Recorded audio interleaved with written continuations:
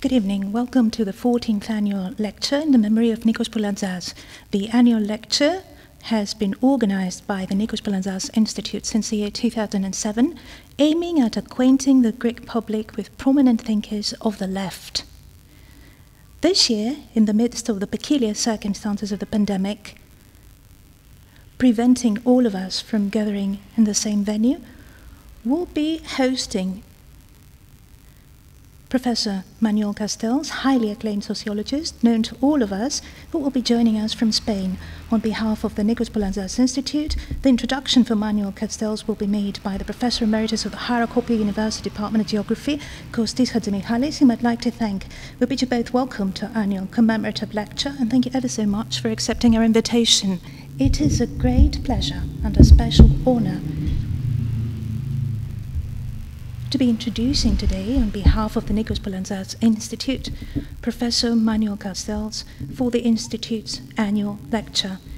The conjuncture of the pandemic is prohibitive for a more direct contact with this year's main speaker, which would have been highly interesting by all means, not only because Professor Castells is a politically active and charming interlocutor,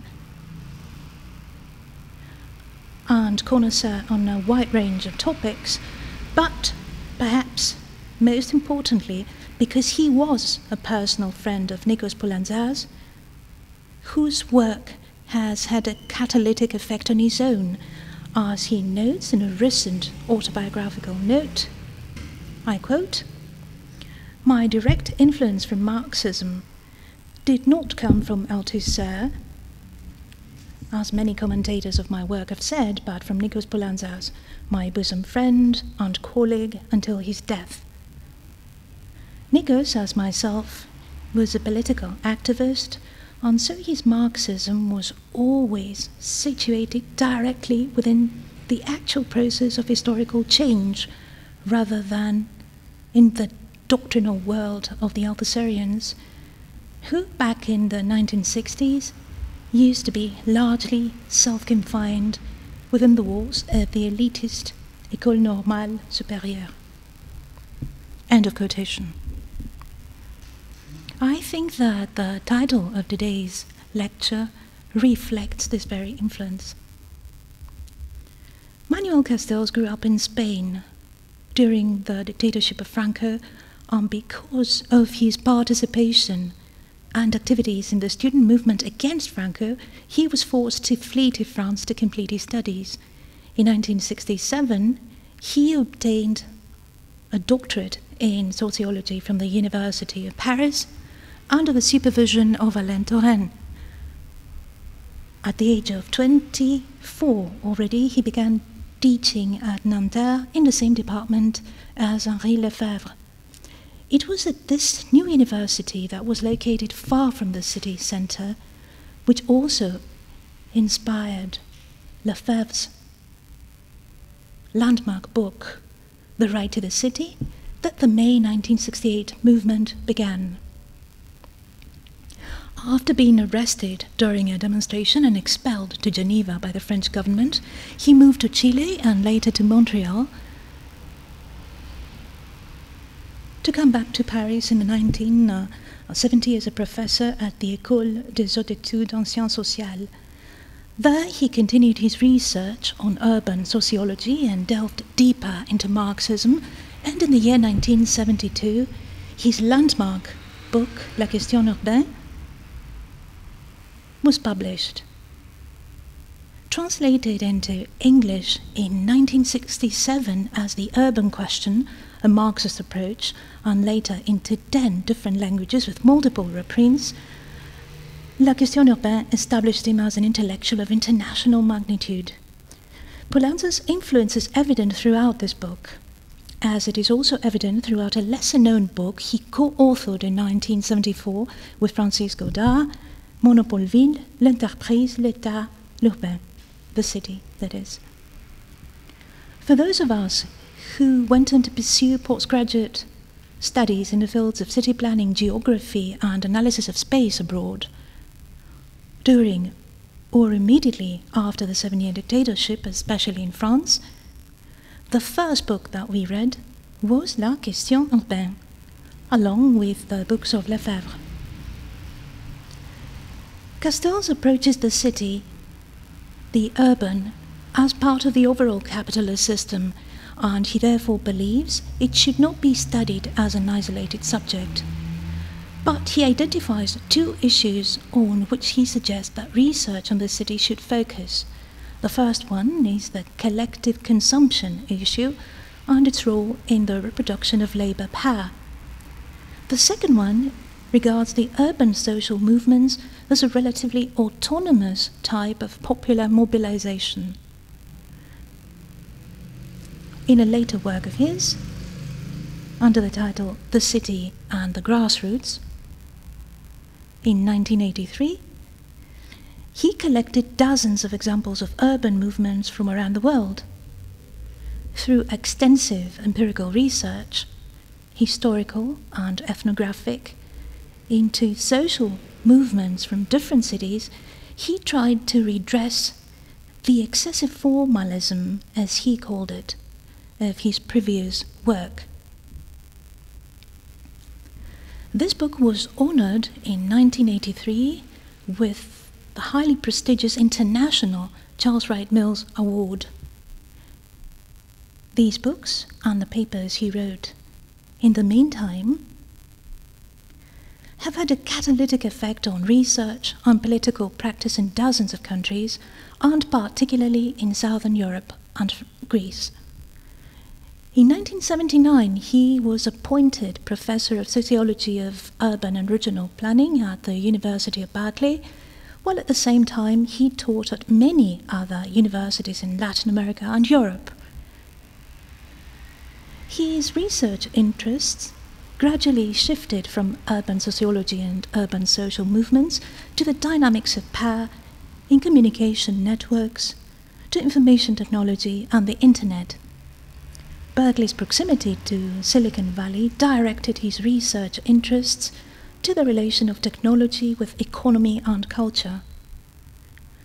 Following the research of other geographers in California, such as Alan Scott, Ed Soja, and Michael Stolper, the reorientation of his research interests took place through a focus on space, cities, and regions.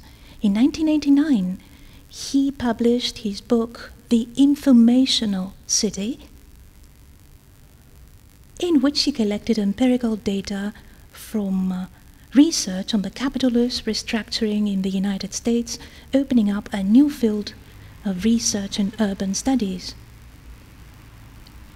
This book was a kind of preface to a broader shift in Castells' work into what he later called the rise of the network society. This shift led him to the writing of a trilogy under the general title The Information Age: Economy, Society, Culture. The first book of the trilogy, the analysis on the rise of the network society in 1996, studies the processes of structural change in technology, the organization of labor and social relations, and the changes in structural change in different environments in the United States, in Europe, in Southeast Asia, and in the Soviet Union during the Perestroika era. In the second volume, The Power of Identity, 1997, he examined how specific cultural identities in different parts of the world assert the right to be different and autonomous, only to face pressures from the homogenization of global capitalism. In the third volume of the trilogy, End of Millennium, he examines the mutations of the state to meet the aforementioned challenges by introducing the term network state. This term, according to Castells, characterizes the different forms in which nation-states share sovereignty in exchange for survival over global challenges by analyzing, among other things, the case of the European Union.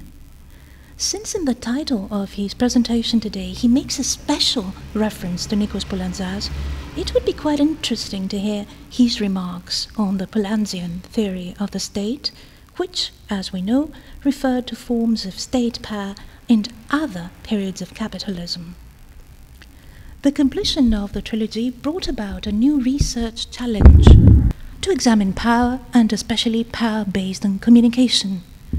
Relying on the analysis of Michel Foucault, Ernesto Laclau, and of course his own accounts of the network society and the network state, he argues that the two dominant forms of power, coercion and persuasion, are exercised, the first by state mechanisms of oppression, and the second by various cultural, traditional mechanisms such as school, and modern ones such as the management and control of information. The successful exercise of power relies on a complementary exercise of coercion and persuasion. However, as he notes, power that relies too much on coercion is not sustainable for long. And he goes on to write, and I translate, power over minds is more important than power over bodies. The shift in his research interests was the reason for his move from Berkeley to the University of Southern California in 2003 as professor of communication.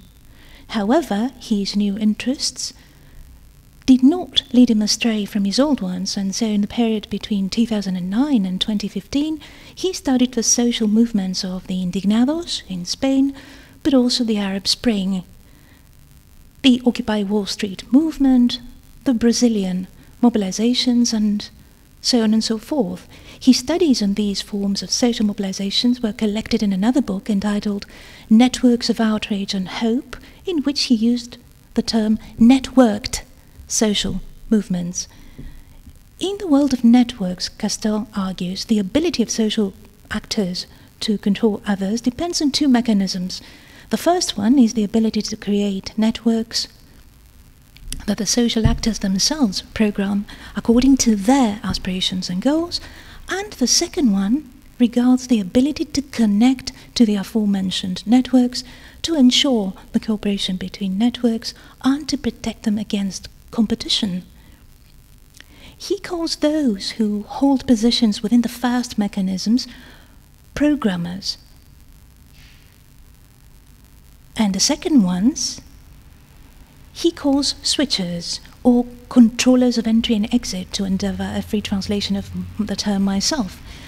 Furthermore, he clarifies that programmers and switchers are most certainly social actors who hold a certain level of power and may, but not necessarily, identify with specific social groups. But, Castells argues, power can also be exercised by the networks themselves, not vaguely and automatically, but by individuals who organize themselves around shared goals.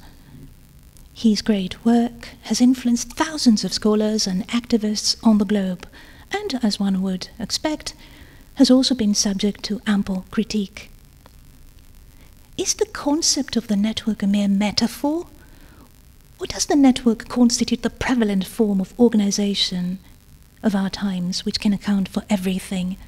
How distant from technological determinism is the structuralistic and formalistic description of programmers and switchers as regulators of power in this day and age? How autonomous is the autonomous space between cyberspace and urban space?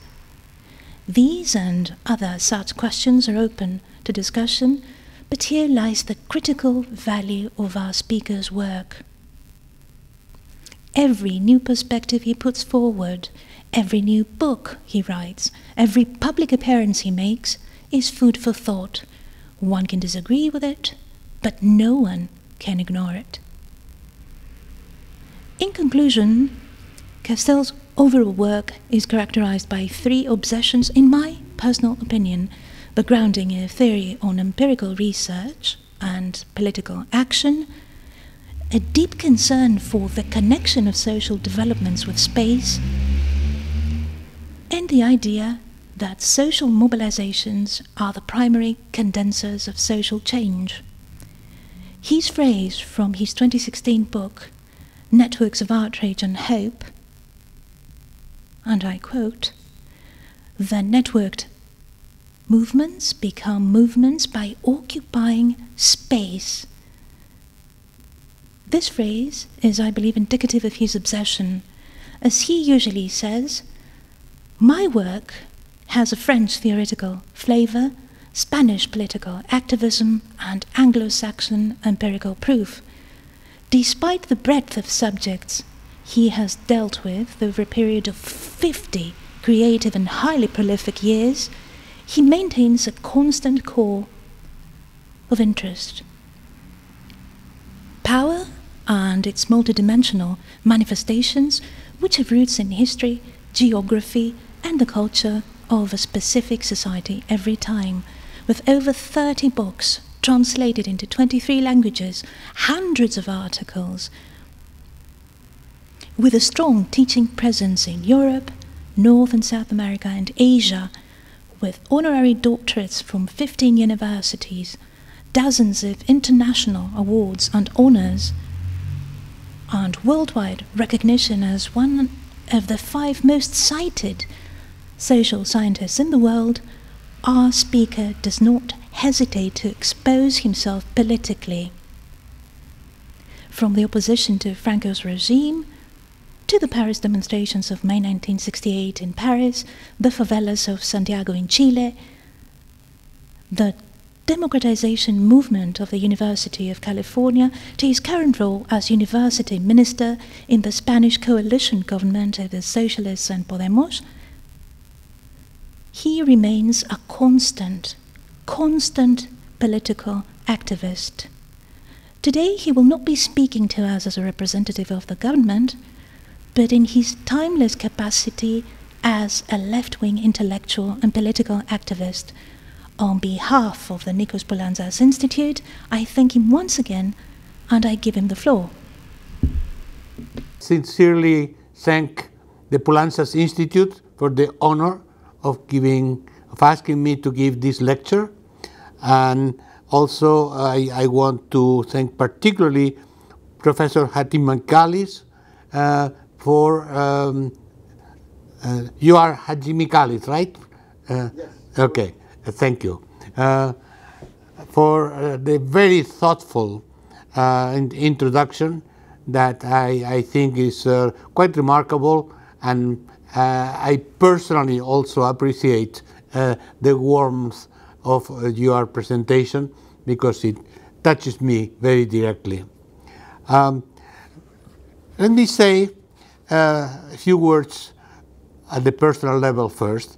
As you know, and as I have written repeatedly, Nikos Poulantzas was my brother.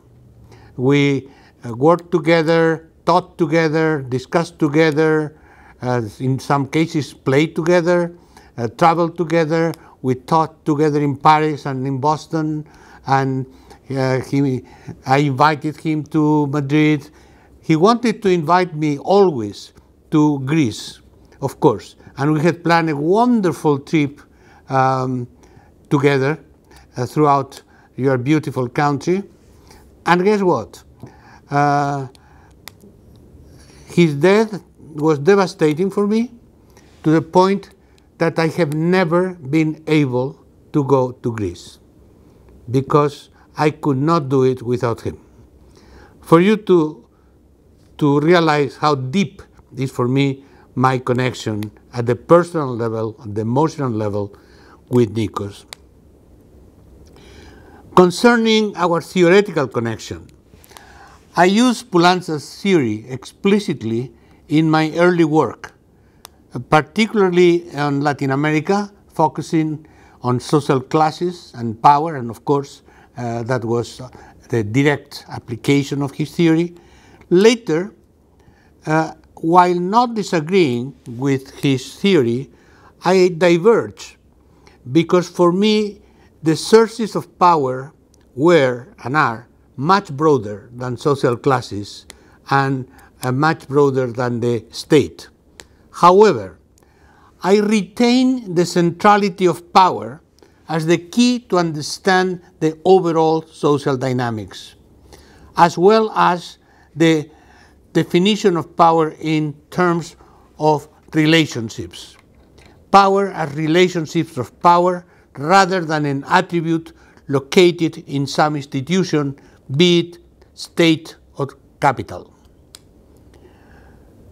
And in my communication power book that is dedicated to him, and for me is the most important book in my career, there is a very strong implicit inspiration from Poulansa's theory. I could not have written this book without my understanding provided by his theory, particularly in his last book, State, Power and Socialism. However, for the sake of clarity, rather than engaging in a scholastic interpretation of his text, I will summarize my own theory of power. Then, in conclusion, I will suggest the traces that, in my interpretation, I find of Nikos Poulansa's theoretical contribution in my own theory of power.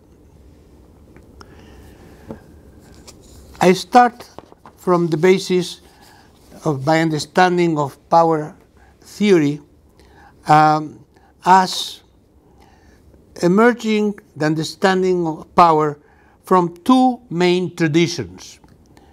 Power as the capacity of exercising violence or intimidation, such as in Max Weber, the state as monopoly of power, and power as persuasion, as in Foucault, or as hegemony, as in Gramsci.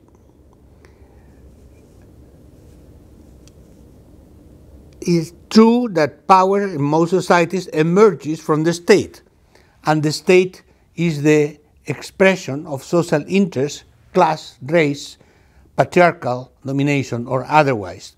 However, the state articulates values and interests that depend largely on the construction of meaning in human subjects.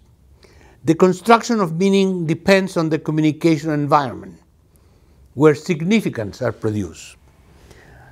Therefore, we need to understand the transformation of communication in the digital age, technologically, organizationally, and culturally, particularly in an age characterized by the rise of mass self-communication, as I have investigated.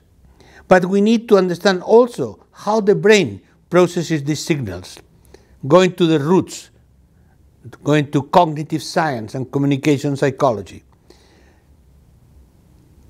Then we need to understand how communication networks are programmed by the interplay of social and political actors with the media business and with media social networks. The result of this centrality of communication in the definition of power is the growing gap between communication power and representative power, which is ultimately the crisis of democracy. Social and political change also works through communication networks, reprogramming the networks. Social movements are in fact dependent on their capacity to reprogram the networks.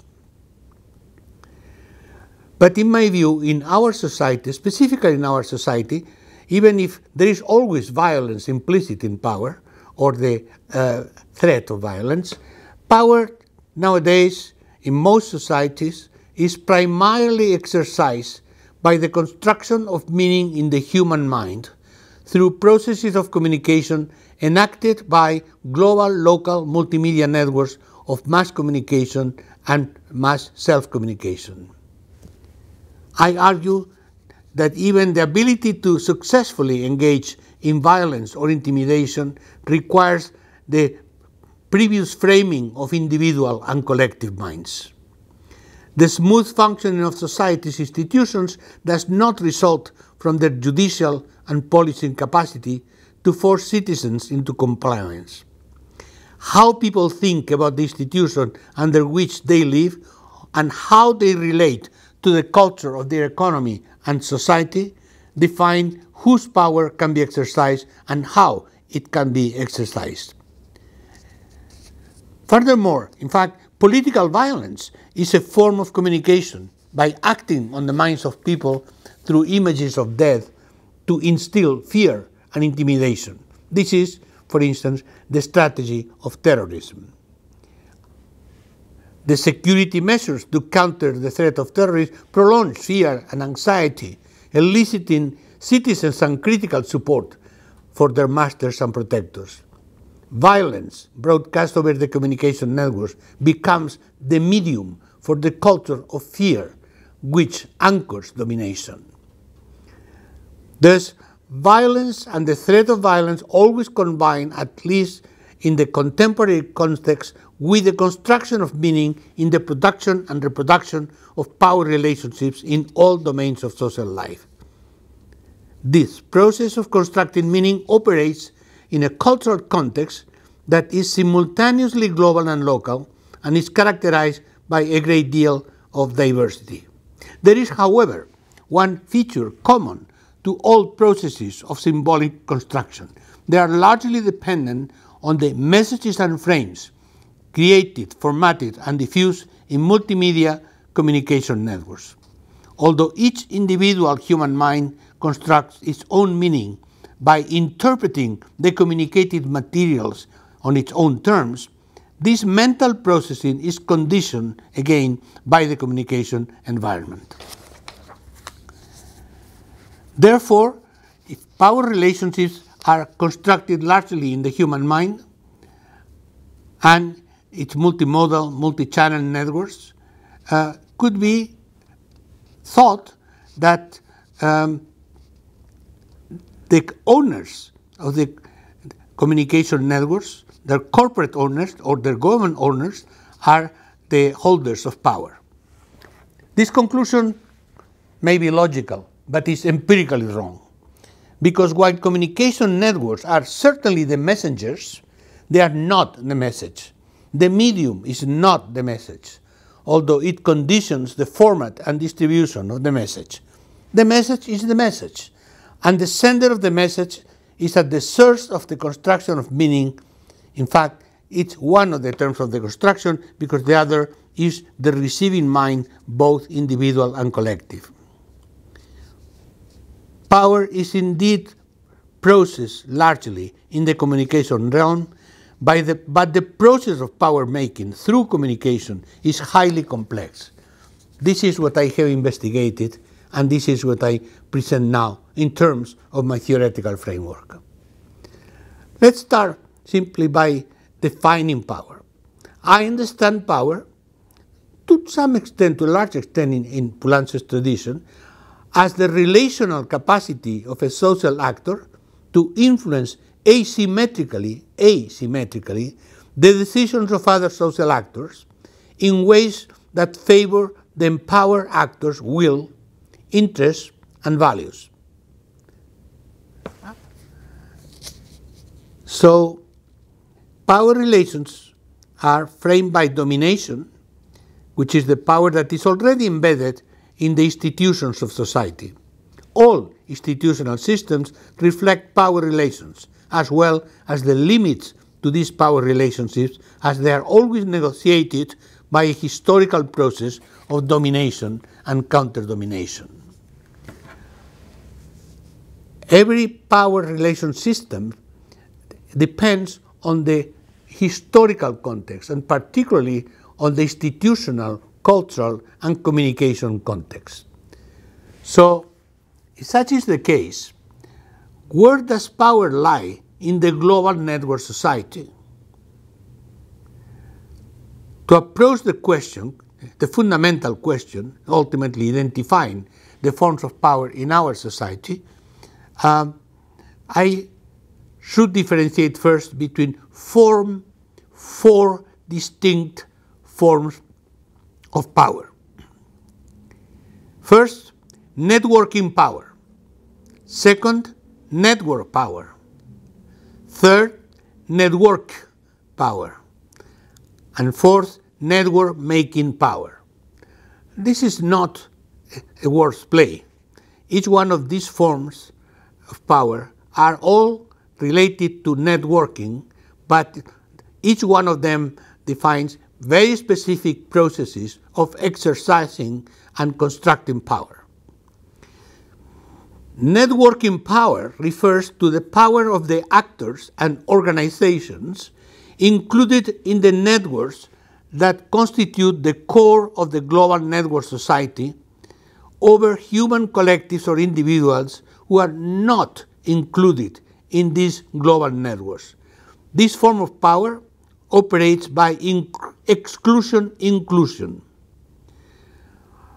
Formal analysis have shown that the cost of exclusion from networks increases faster than the benefits of inclusion in the networks.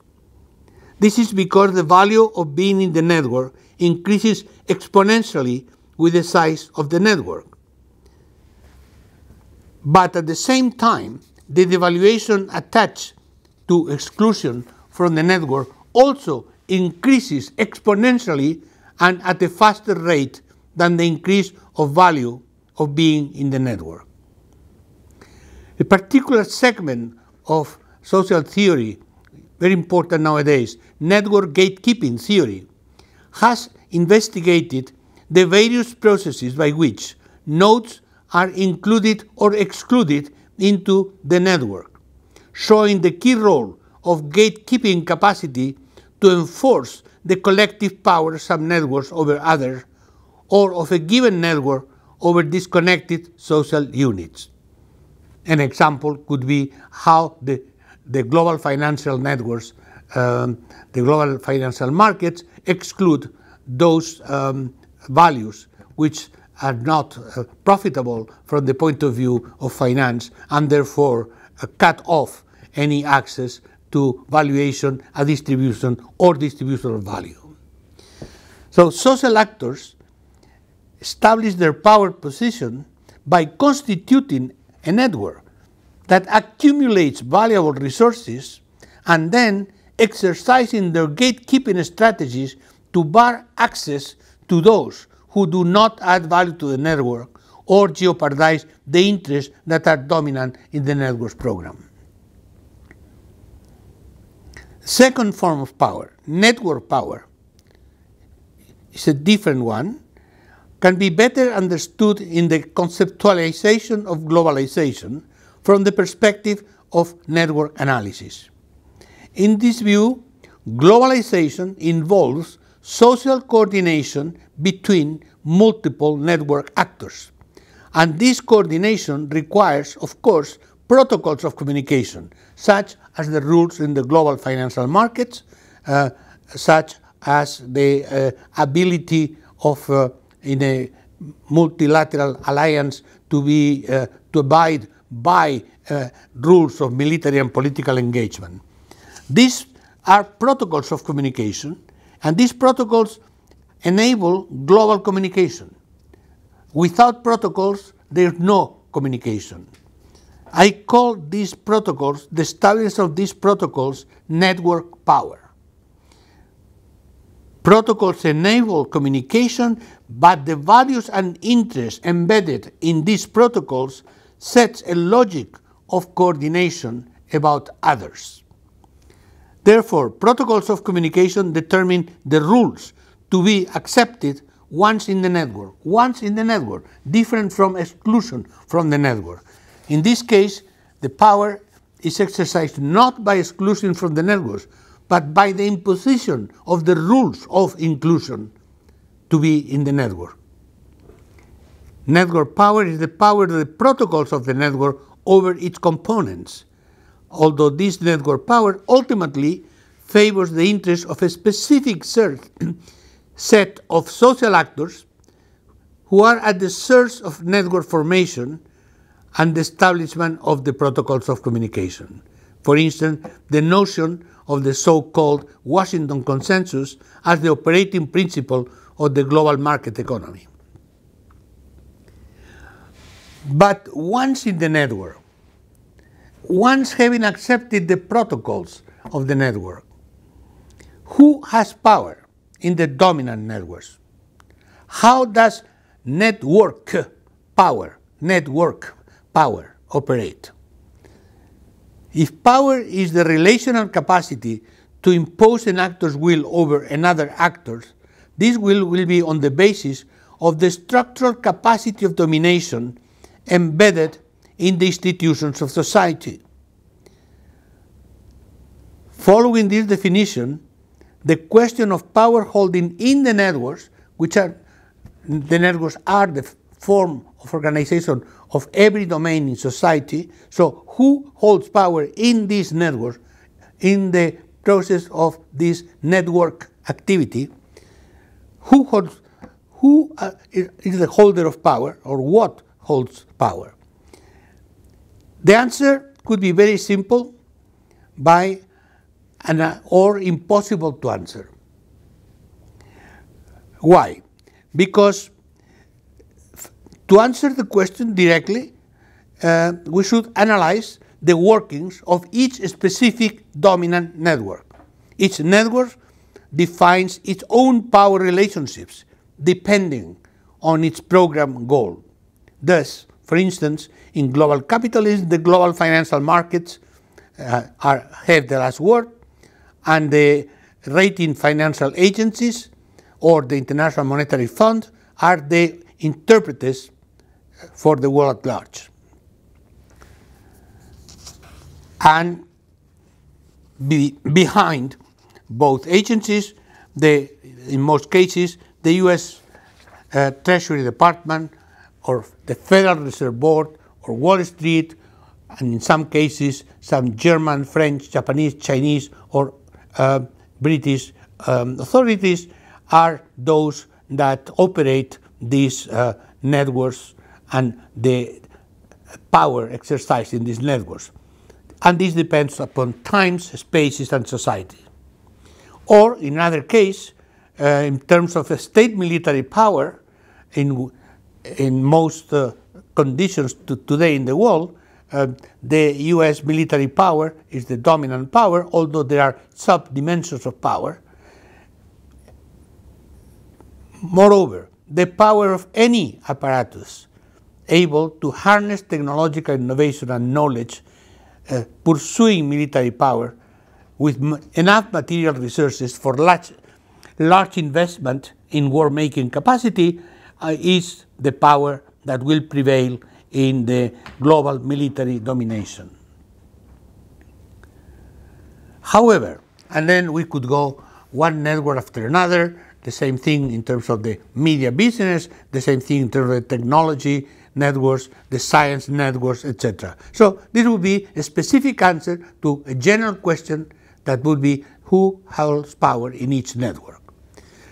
However, the answer to the question of who holds power, network power, could become impossible if we try to answer one-dimensionally, trying to determine the source of power as a single entity. Because military power could not prevent a catastrophic financial crisis. In fact, it could provoke it under certain conditions. Or global financial markets could become an automaton beyond the control of any major regulatory institution because of the size, volume, and complexity of the flows of capital that circulate through the networks, and because the dependence on the valuation criteria relies on unpredictable information turbulences. Political decision-making is said to be dependent on the media, but the media constitute a plural ground, biased in ideological and political terms, but plural, and the process of media politics is highly complex. As for the capitalist class, it does have some power, but not power over everyone or everything.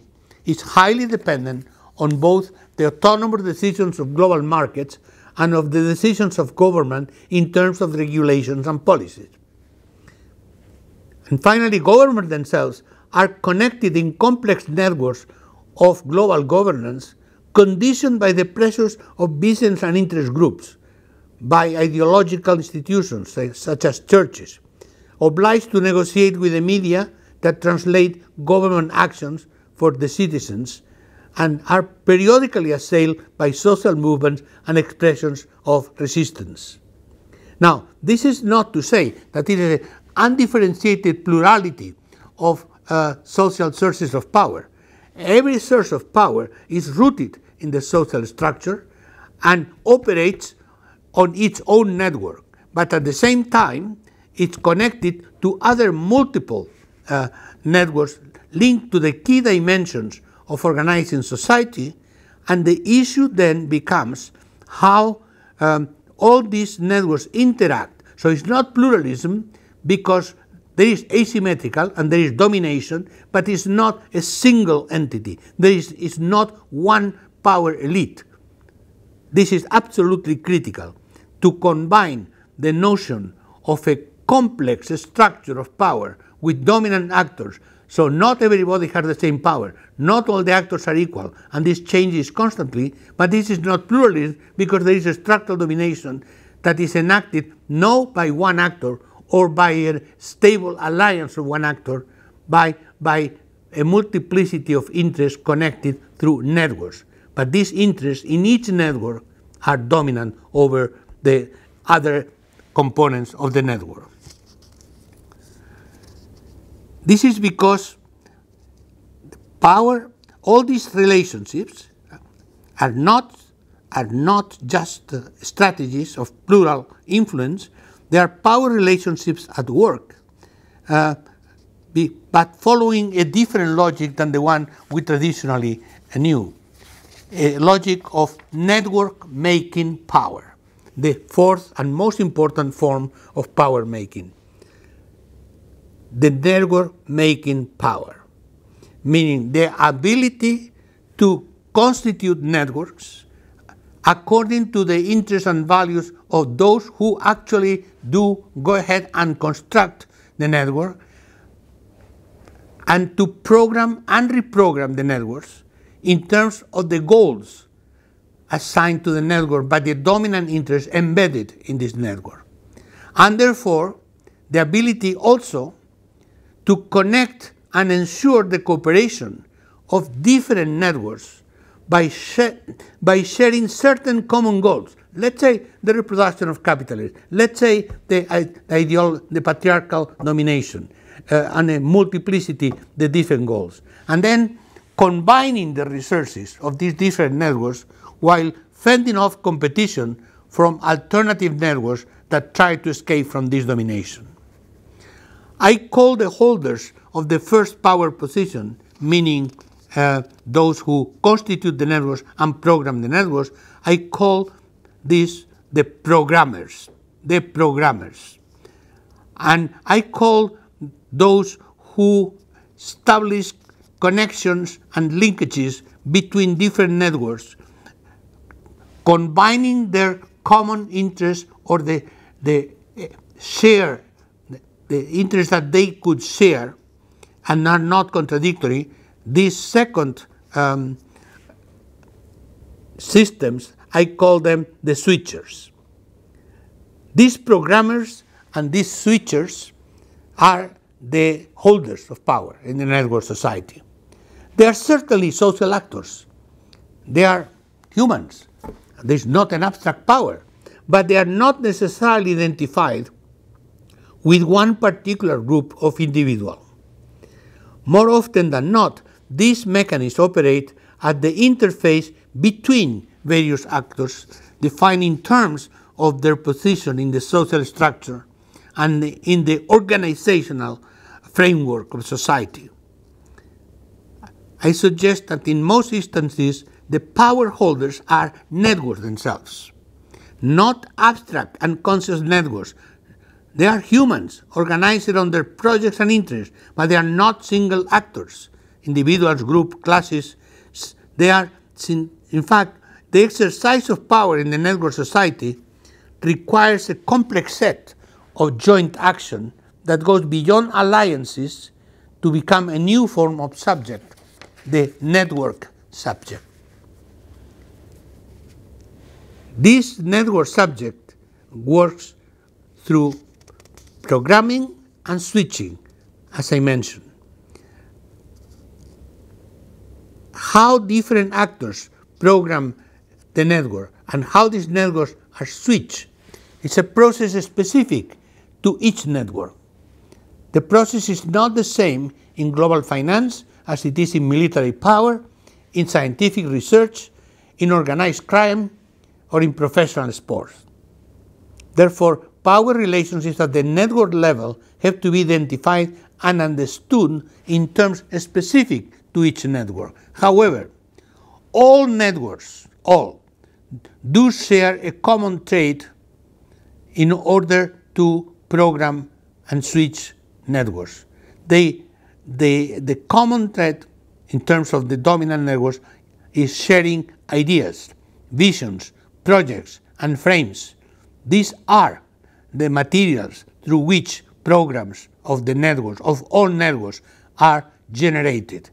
These are cultural materials. And these cultural materials in the network society are mostly embedded in the processes of communication with the global multimedia business networks and the internet at its core. So these ideational materials may be generated from a variety of origins and linked to specific interests and subcultures. Let's say neoclassical economics, religions, cultural identities, individual freedom, and the like. Yet ideas then, these ideational materials, because they're material force, these are processed in society according to how they are represented in the realm of communication. And ultimately, these ideas reach the constituencies of each network dependent on the constituency's level of exposure to the processes of communication. Therefore, the control and influence on the networks of communication and the ability to create an effective process of communication and persuasion along the lines that favor the projects of the would-be programmers are the key assets in the ability to program each network. In other words, the process of communication in society and the organizations and networks that enact this process of communication are the key field where these programming projects are formed and where constituencies are built for these projects. These are the fields of power in the network society. I also mentioned that there is a second source of power, the control of the connecting points between various strategic networks. And I call the holders of these positions the switchers. For instance, the connection between the political leadership network, the media networks, the scientific and technology networks, and the military and security networks. Or the connection between the political networks and the media networks to produce political and ideological discourses. Or the relationship between religious networks and political networks to advance a religious agenda. Or between academic networks and business networks to provide knowledge and legitimacy in exchange for resources for universities and jobs for their graduates. But this is not the old boys network. They are specific systems or interface that are set in a relatively stable basis as a way to articulate the actual operating system of society beyond the formal self-presentation of institutions and organizations. I insist, there is no power elite. There is none. This is a simplified image of power in society whose analytical value is limited to some extreme cases. It is precisely because there is no unified power elite capable of keeping the programming and switching operations of all important networks under its control that more subtle, complex, and negotiated systems of power must be established. For these power relationships to be asserted, the programs of the dominant networks of society need to set compatible goals between these networks. For instance, a compatibility between the dominance of the market and social stability, compatibility between military power and financial profits, compatibility between political representation and reproduction of capitalism, free expression and cultural control. And they must be able, through switching processes enacted by actor networks, by media tycoons becoming political actors, at the same time dependent on global financial markets and multimedia corporations. Switchers are not persons, but they are made of persons. They are actors made of networks of actors engaging in dynamic interfaces that are specifically operated in each process of communication. But where is power in all this? If power is the relational capacity to impose the will and values of social actors over others, who are these social actors? But whose power do these networks process? If the meta-programmers are the owners of the multimedia business networks, are they the power elite of the network society? It would be tempting to play with words and characterize the transformation of power in the network society as a shift from the ownership of the means of production to the ownership of the means of communication. So, since we have shifted from the production of goods to the production of culture. This is probably an elegant proposition, but it leaves us hanging in discourse without any precise reference to the actual drama of power and of power struggles in our society. The owners of global multimedia corporate networks are certainly among the power holders, and by the way, they are also networks, because these are multimedia business. They are certainly among the power holders of the network society, because they program the decisive network, the meta network of communication networks, the networks that process the ideational materials with which we feel, think, live, submit, and fight. The relationship to the social actors over whom they exercise their power, it is also easy to identify. They transform humans into audience by selling us the images of our lives. So they achieve their interests, money making, influence making, by designing the content of our culture according to their corporate strategies. This does not necessarily mean that they impose their values upon us, because the effectiveness of the media depends on their adaptation to different cultural patterns and states of mind, and to the differential evolution of each one of these patterns and moods. It means that the bottom line of what will be processed in the networks depends on what actually sells or convinces. There is a certain level of choice, but within a range of predefined products, presupposing consumption rather than co-production. This is why the rise of mass self-communication, which increases the ability of us to produce our own messages, potentially challenges corporate control of communication and may change power relationships in the communication sphere. But at the same time, by entering massively the communication sphere in a decentralized way, everybody being able to produce his, her own message and strategy. At the same time, we all become network within that particular system of communication network.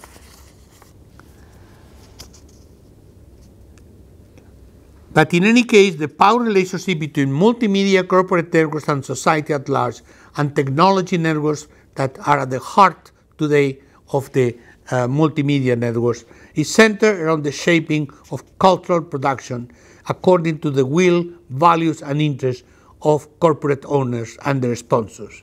However, the range of power relationships is much broader and includes, of course, political power relationships, which provide access to and management of the institutions of government and the institutions of governance of the entire system.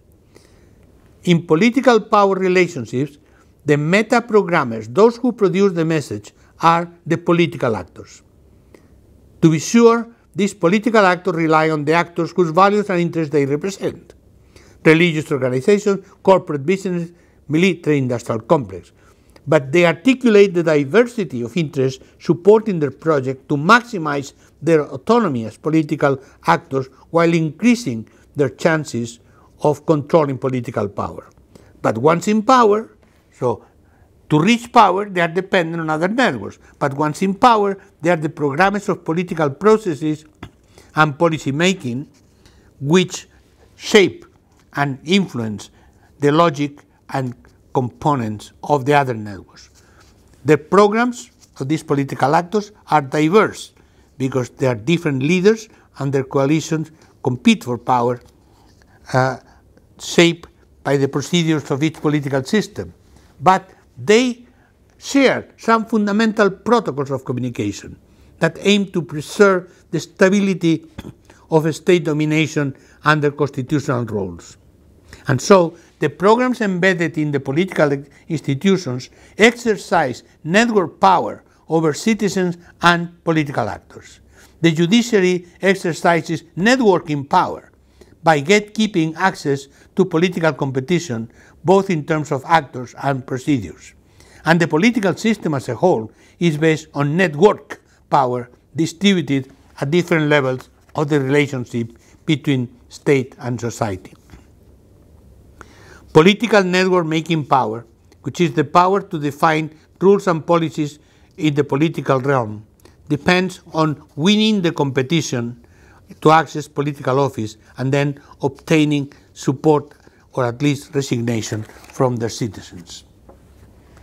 Summing up, my argument is threefold. First, power is multidimensional and is constructed around networks programmed in each domain of human activity according to the interests and values of empowered actors. But all networks of power exercise their power by influencing the human mind, predominantly through multimedia networks of mass communication and mass self-communication. Thus, communication networks are the fundamental networks of power making in society. Second, networks of power in various domains of human activity are networked among themselves. They do not merge. Instead, they engage in strategies of partnership and competition, practicing cooperation and competition simultaneously by forming ad hoc networks and on specific projects, and by changing partners depending on their interests in each context and in each moment in time. But these are not choices. They are structurally determined by their position in the social structure and therefore by their interests, both economic, ideological, and ultimately political. And third, the network of power constructed around the state and the political system does play a fundamental role in the overall networking power. Not the only role, not the dominant instance, but a fundamental role for two reasons. First, because the stable operation of the system and the reproduction of power relationships in every network, the economic rules, religious rules, military rules, depend ultimately on the coordinating and regulatory functions of the state and political system. And second, because it's through the state that different forms of exercising power in distinct social spheres relate to the monopoly of violence as the capacity to enforce power in the last resort. So while communication networks process the construction of meaning on which power relies, the state constitutes the default network for the proper functioning of all the other power networks, such as during the financial crisis.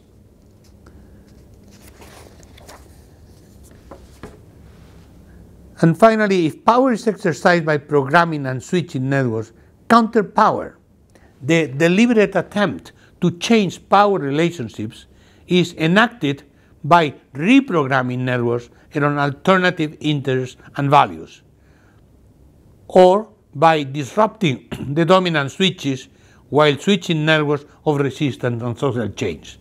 In the network society, communication networks and counter-communication networks are the key fields of power and counterpower, the fields of domination and resistance to domination and social change.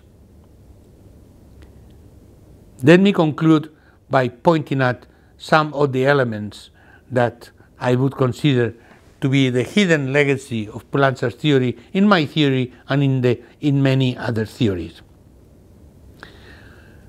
The relative autonomy of the state, which at the same time expresses the fundamental role of the state in organizing domination at large, but not in a direct instrumentalist way.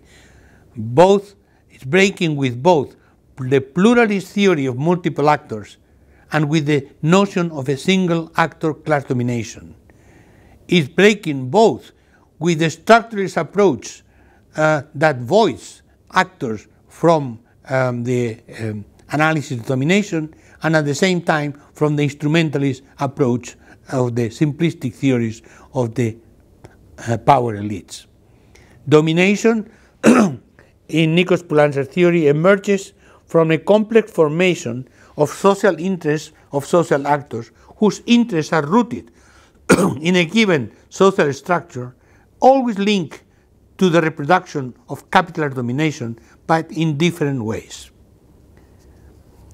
Second, he enriched the Gramscian concept of hegemony, but he showed that hegemony is not just ideology. It is materially inscripted in the social interests embedded in the institutions and in the construction of subjects in terms of these interests. For instance, I think one of the genius intuitions from Nikos is the idea that the conception of the citizen as a political subject made of individuals, defined only in their relationship to the state, and legitimated because they are citizens, therefore because they have a passport from a given state. By constructing the human subject as citizens, yes, on the one hand, is recognizing a certain right vis-a-vis one state, by the way, not the other state. But more important, the individual, the person, the human, becomes constructed by the state. And the state is itself constructed by the different formations of social interests and social actors that are rooted in the social structure. This is really something which is an opening to the understanding of the complexity of our world, while keeping always in mind the idea of domination and counter-domination. Moreover, for him, there is an articulation of different logics linked to the differential historical production of social forms and institutions. So any given social formation, his concept of social formation, incorporates different historical layers and different cultural complexities in one particular formation that combines different logics.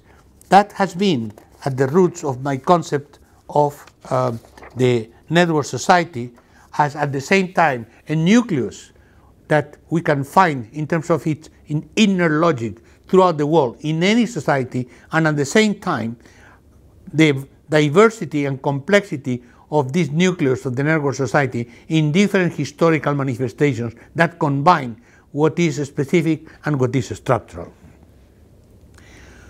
What Nikos Poulantzers did not develop was, in his theory, was the construction of meaning and communication systems. Neither he did an analysis of the networking logic, because the development of comprehensive interactive communication network that could structure the entire society could not be foreseen at the time. However, he emphasized particularly in his later work the variable geometry of class interests and the interplay between forms and different institutions of the state and fractions of social classes through the political process, understood not as an institutional game but as a construction of social hegemony and counter-hegemony. And he showed the territorial diversity and the territorial construction of these different constellations of class interests. And so we should retain his main inspiration: political passion, theoretical rigor, and a legacy that insists in using the theory as a tool to change the world and not just to repeat the dogma. Thank you for your attention and understanding. Thank you, Manuel, for a very inspiring and thoughtful talk. It has been the talk that we expected from you. And since we are not having an audience, we have collected some questions from friends that they have written your work. So I have some questions here, and I would like to start with the first one, and it is the following. The use of technology has been intensified due to the pandemic facilitating surveillance. How this affects the exercise of power, how we, the left or the social movement, can resist to that process. Thank you. This is a very important and very current issue. Well, it's clear that the pandemics is at the same time the result of the inability of humans to control the processes that we have triggered, because we can show how much it is in fact linked to the speed up of globalization, and is linked also, some scientists have shown the connection to climate change, the destruction of nature and the forest in particular, and the expansion of virus into the human environment. So in that sense, our technology has led to a series of to a form of social and economic organization that ultimately may doom the human species. And these are the two sides of technology. At the same time, once the pandemic is there, of course, we call upon science, we call upon technology as a way to protect ourselves, among other ways, because, by the way, it's the problem of the pandemics is that the virus expand, reproduce, diffuse through networks. It is the typical network logic. And we know, the only thing we know about the virus, well, we know the genetic composition, but in terms of many other things we don't know. The one thing we know is that the only way to stop it, until now, until the vaccine, and we'll see with the vaccine, the only way is if virus diffuses by direct contact between humans. That's it. There's no other way. It's direct contact between humans. Therefore, the only way to stop it is to stop contact between humans. It's no more complicated than that. It's not more complicated. Exactly. But okay. So the issue is there are societies, China, Korea, Taiwan, New Zealand, that have controlled the virus. And here is it's a dictatorship. It is and it is not, because Korea is not a dictatorship, it's a democracy. Taiwan is actually a vibrant democracy, and so on and so on. So here is a different thing. Most human societies, we are not able to accept that we are not individuals. We are part of a common system. We are a community, believe it or not, organically. We are organically a community. And here is where, in fact, the theory of Nikos showing that the construction of the individual is an ideological construction that is doubled immediately by the institutions of the liberal state and by the market individuals and markets go hand in hand. So this, one of the effects is that if we see everybody, we see ourselves as individuals, then what counts is our pleasure, our personal freedom, and we lose the perspective of being responsible, everybody, for the others. Well, constantly there are calls to social responsibility. Let me say that no one or very few people are really following that. It's only governments imposing. Now, of course, any time government, meaning the state ultimately, imposes something, takes a great pleasure. All states takes a great pleasure at imposing and controlling. The COVID radar device, well, it's a perfect instrument of surveillance. And once we are there, once we have the records of everybody and every movement, and the telecommunication companies have contributed to this massively, then we are going to have a panopticon, a digital panopticon, that people have denounced many times. It was difficult to do it because people could not accept to be surveilled all the time. Now, on the one hand, we refuse to be responsible. On the other hand, we have, in order to be safe, we have to be included into this surveillance regime. And in addition, what ultimately, rather than in human terms, trying to control the pandemics through reorganizing society and institutions, ultimately we go again into the ideology of the technological fix. We have a problem, we find the vaccine.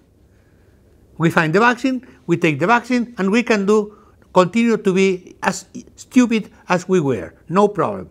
We don't change anything. Well, what I think, from a progressive point of view, what clearly the issue is, can we accept simply to go back to the same kind of structures and societies and endless consuming race and the inability to have empathy and solidarity with others, or can we, while of course accepting the vaccine, because at this point we have to do it, but can we reconstruct society and not simply reproduce society?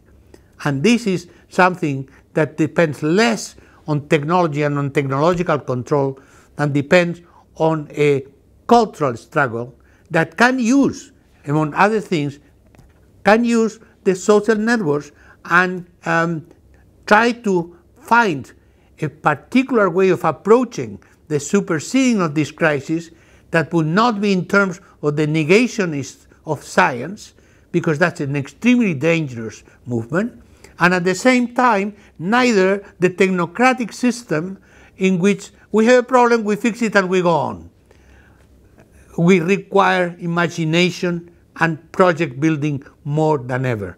And if progressives are useful for something else than simply protecting people in distress, which we have to do, we have to create programs protecting people against unemployment, health programs. Yo creo que this is something absolutely fundamental, that we go beyond simply reproducing what we have. And one last point, we have to take advantage of this situation to forever bring down the hegemony of the market ideology. Market kills. When we have dismantled the public health systems during the crisis in Greece, in Spain, in the United States, throughout the world, now we have the consequences. Now we have the consequences of privatizing and marketizing health, education, social care, etc., etc. So this is the moment to have a mass basis to reconstruct the institutions of solidarity, which in fact is a clear distinction for the left. Thank you, Manuel.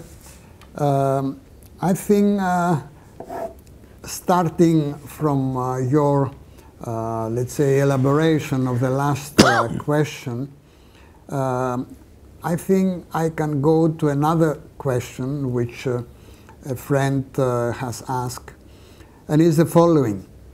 Is the concept of the network just a metaphor, or is the dominant organizational structure of our time that can be utilized to explain whatever we have in front of us nowadays? That's a very fundamental research question, in fact, a methodological question. No, it's not a metaphor. It's not a metaphor. Concepts and metaphors are not the same thing. Concepts are tools for research. So,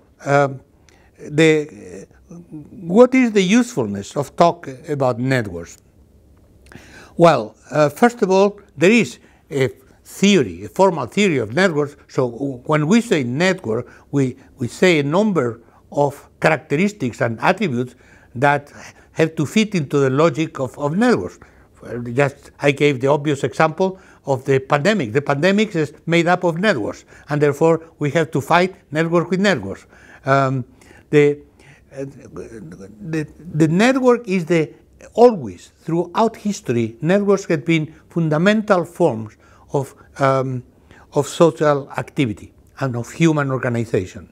The difference, it's a huge difference, is that with digital technologies, with microelectronic based digital communication technologies, networks can be scaled up and reconnect and multiply and organize the entire logic of society in every domain, in forms that are much more efficient and that by competition eliminate other forms. Vertical bureaucracies are crumbling down in the industry, in economic activity, in the media. The so-called social networks are taking over the media. The media, in fact, had been displaced in terms of production of ideas and materials by the internet-based networks. But moreover, the political organizations nowadays, they are either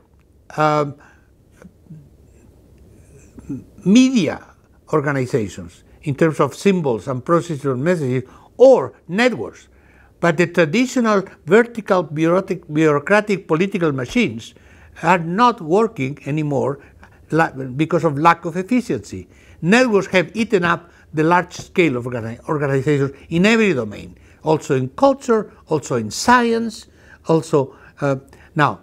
But at the same time, that's where the Nicker theory comes, there are many remnants and many survival structures of the industrial age.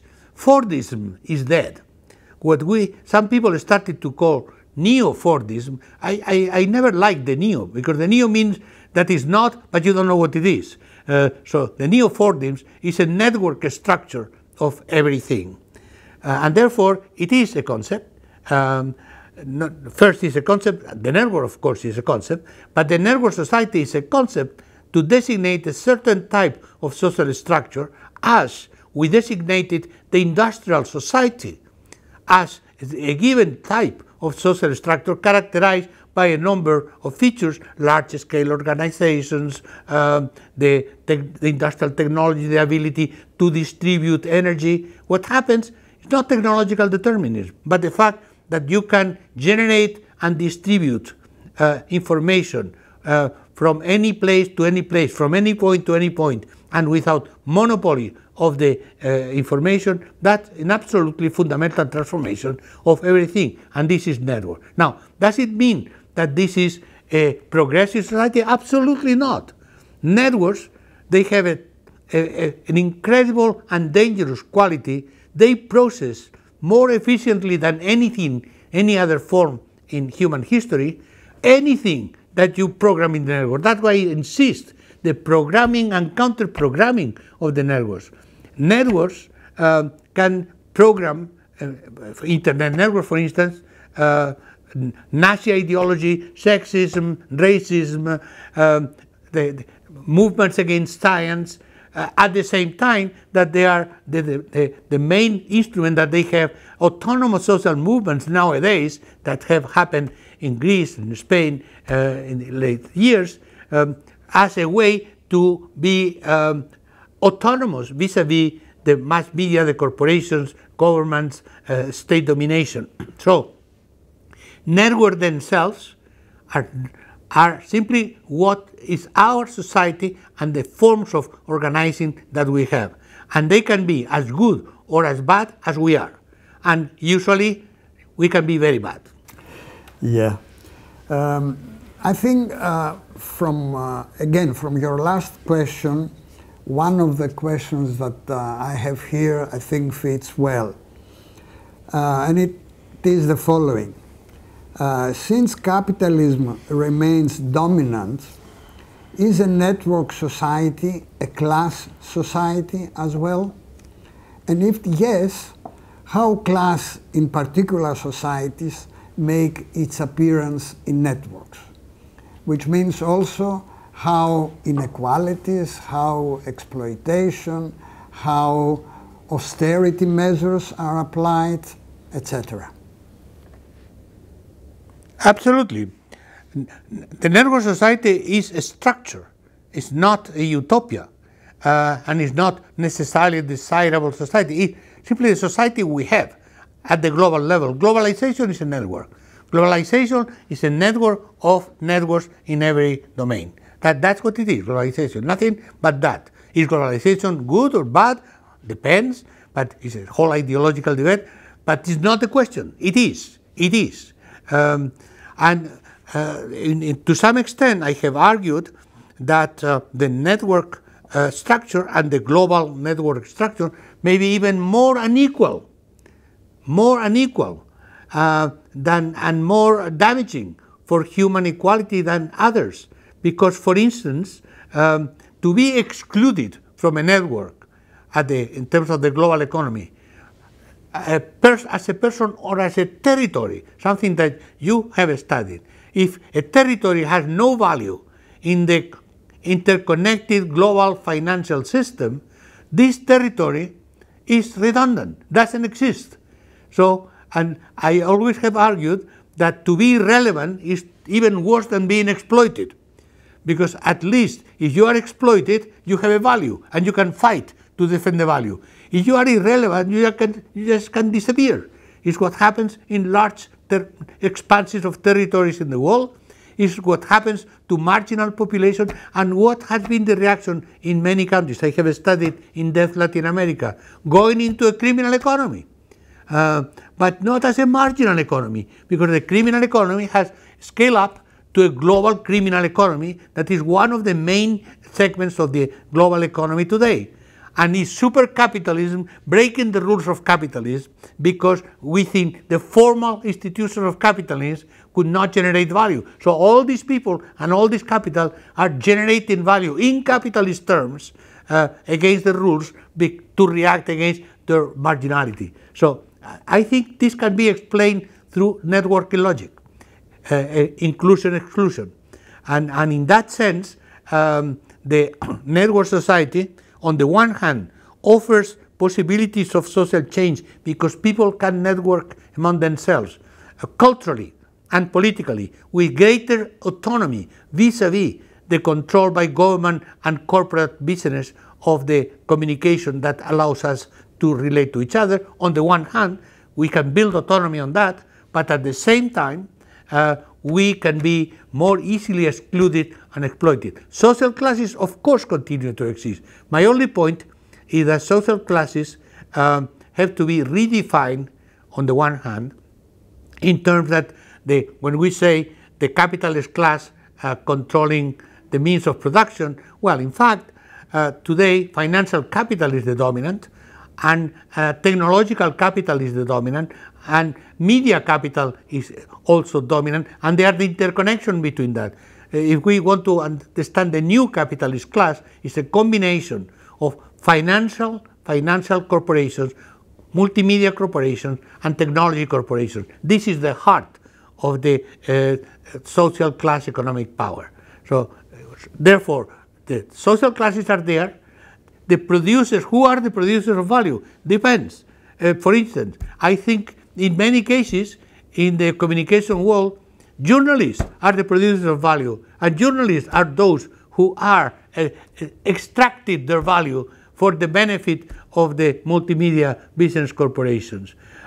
But on the other hand, my insistence is that the only thing that classical Marxist theory did not see, because simply history is different in every in every cultural context.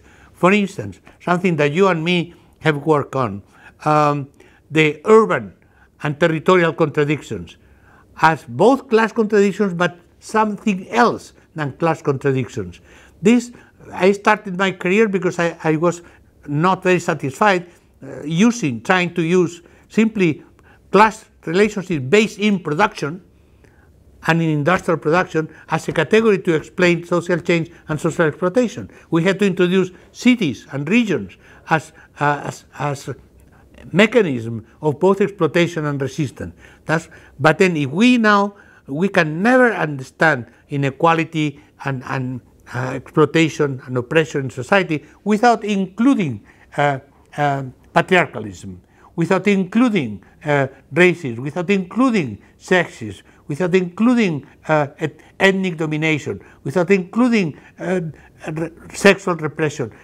In other words, the sources of exploitation and oppression are multiple, and although they are interconnected, we know that, but they are not exactly the same dimension, and therefore they have to be differentiated in theoretical analysis and in political practice. And the last question, I wrote down while you were speaking the last part where you have referred to Nikos Poulantzas. And you mentioned his views about the varying geometry of social relations and the importance of Nikos giving to territorial construction. And you use the example of the citizen construction in terms how the state construct citizenship. But also Nikos has a very interesting contradiction has introduced, the concept of deterritorialization and reterritorialization, which exactly. I found it extremely useful, let's say, in understanding how different places are excluded in the world and while others are included. And I think this is extremely interesting in the building of European Union, and you said the European Union can be really understood as a kind of network. And I think his concept of deterritorialization and reterritorialization, I think it's a key one, and I wonder how you use it in your own concept of network society and network state. Absolutely, you are totally right, and this is one of the key elements in which the direct influence of Nikos, particularly his last book, which is for me a very novel book, influences directly my theory. As because it's a little bit abstract, I decided to go fast on that part, not to be too long in the lecture. But thanks for this question, because it allows me to emphasize one thing. One of the key concepts that I built as a fundamental mechanism of the global network society is precisely in spatial analysis and theory, the opposition between the logic of the space of flows and the logic of the space of places. The space of flows is the space in which abstract networks of power, capital, signals, information, etc. circulate, which they have some keynotes, but they expand throughout the globe, organized by these centers, financial markets, are absolutely typical. And these are spaces of power. All the power nowadays is built on spaces of flows that crisscross the planet without escaping to all control. Global financial markets are the perfect example, but the global multimedia business, the internet, etc., all this deterritorializes, as Nico said, and organizes the domination by escaping from the control of any territory. While the experience of most human beings, except the corporate elite flying around the planet, the experience of the most people is rooted in their places, in culture, in identities, and in institutions that they can elect, and they can touch, and they can control. And one of my key propositions in the analysis of the network society is a fundamental way of domination, rather than exploitation, domination, is the opposition between the space of flows as the space of domination and the space of places at the space of submission and relegation. So, and in other words, the elites are global, people are local.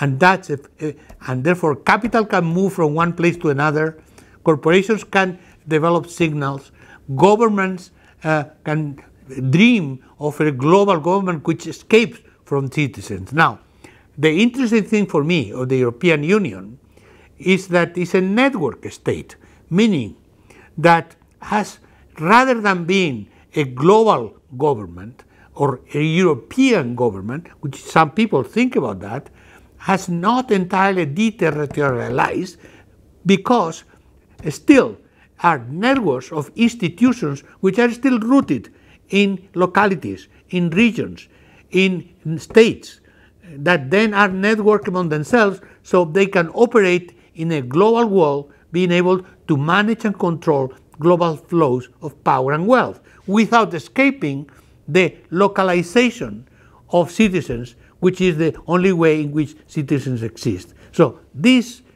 concept for me is central in my theory. Opposition between the space of flows and the space of places comes straight exactly from the analysis that Nikos presented in 1978 in his last book. Thank you, Manuel. Thank you indeed. And although you mentioned in the beginning that you haven't been to Greece because you promised to Nikos to come together, we hope to see you sometime here. Thanks again. Maybe I could go not with Nikos but to the Nikos Poulantzas Institute. That's the way to overcome my contradiction between loving so much your country and being emotionally unable. Through you I can overcome it. Thanks a lot. Thank you.